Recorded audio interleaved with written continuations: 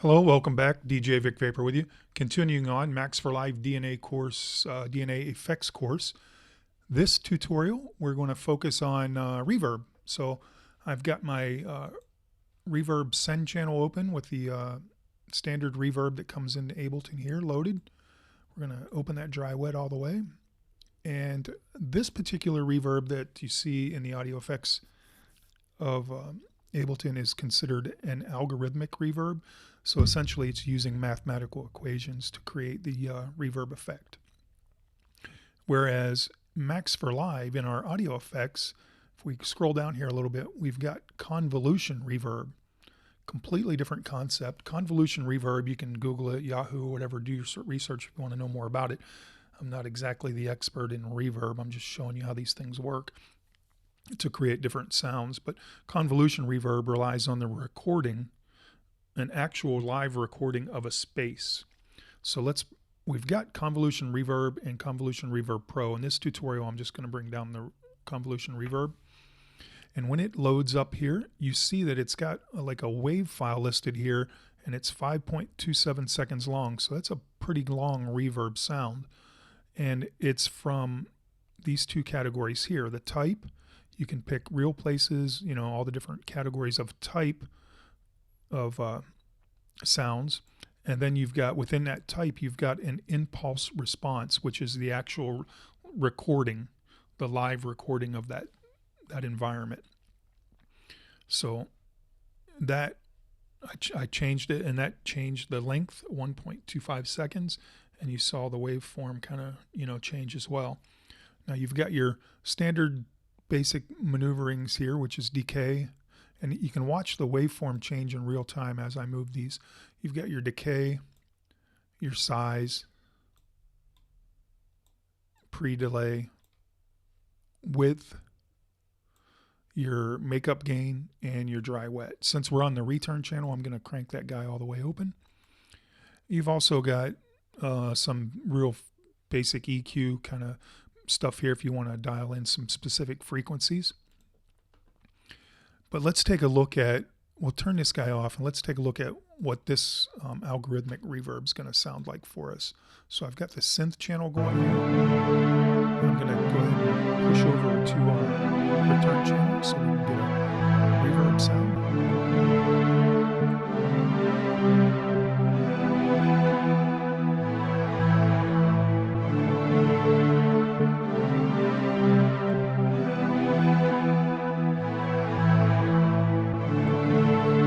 Let's move up the decay time a little bit.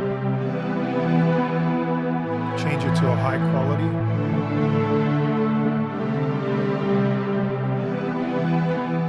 So pretty straightforward as far as how that's going to sound. Let's turn this guy off now. Let's go into our convolution reverb, and we've got a St. Andrew's Church 2 as a real place recorded for us. That's going to give us our effect. And let's take a look at the difference in what the sound of a real environment recording sounds like.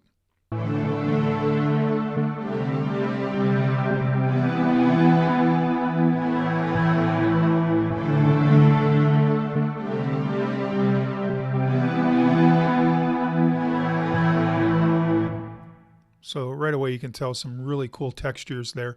So I'm going to go ahead and take a look at changing a few of the IRs to see some of the different sounds that we can get from different places. Let's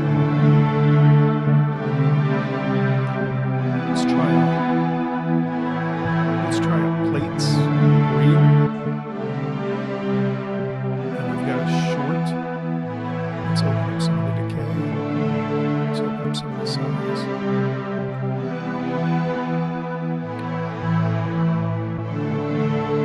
And let's find this guy.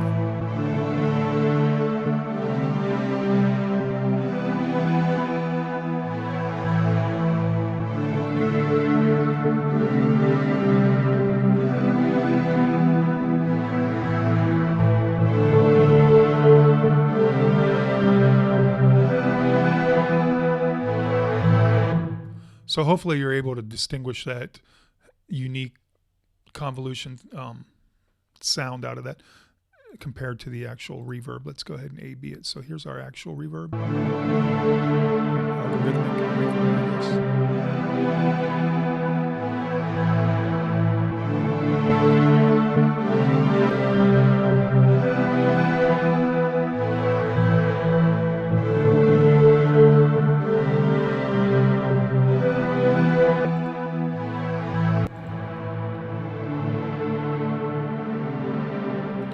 So really significant difference there, and you can kind of explore different IRs. There's places where you can go download impulse responses. You can create your own.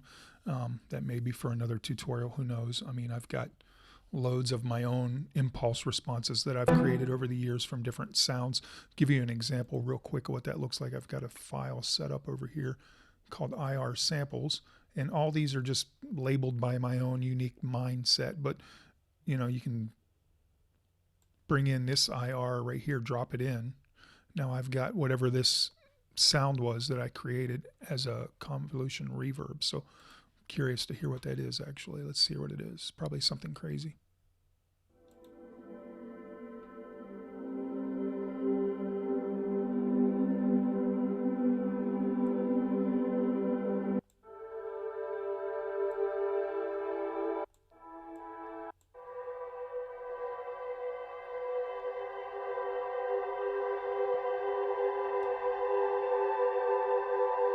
Hear how much that synth has changed just by using that convolution reverb and your own impulse response.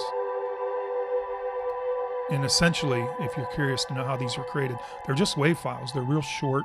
I tried to keep them around, I think some of the longest ones are probably 15 seconds, which is way more than enough.